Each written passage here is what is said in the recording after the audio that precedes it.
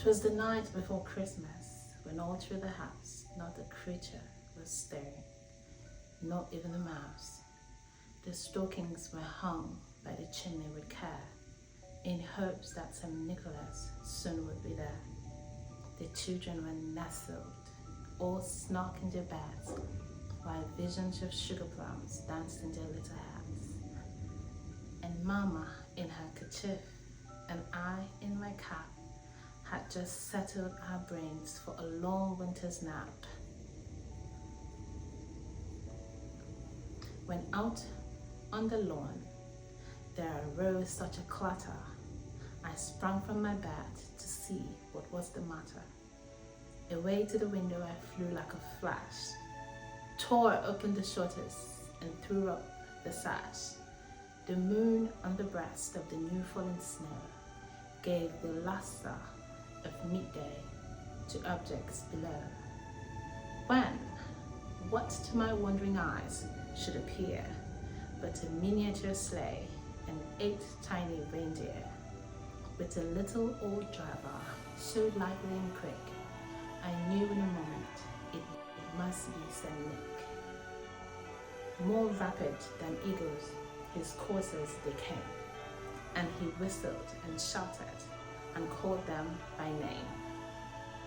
Now Dasher, now Dancer, now Prancer and Vixen, on Comet, on Cupid, on Dunder and Blitzen, to the top of the porch, to the top of the wall.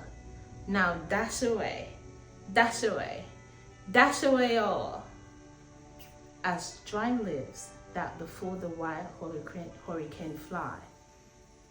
When they meet with an obstacle, mount to the sky. So up to the housetop, the coursers they flew, with the sleigh full of toys, and St. Nicholas too.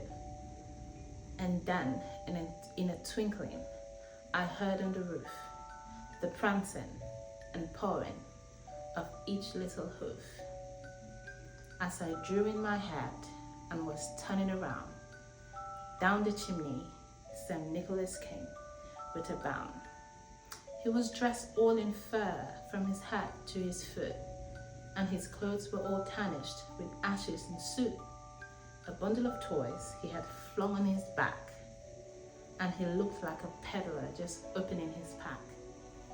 His eyes that twinkled, his dimples, how merry. His cheeks were like roses, his nose like a cherry.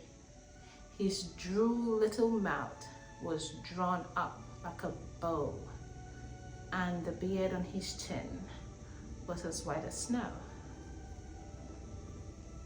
The stump of a pipe he held tight in his teeth, and the smoke it encircled his head like a wreath. He had a broad face and a little round belly that shook when he laughed like a bowl full of jelly. He was chubby and plump, a right jolly old elf, and I laughed when I saw him in spite of myself. A wink of his eye and a twist of his head soon gave me to know I had nothing to dread.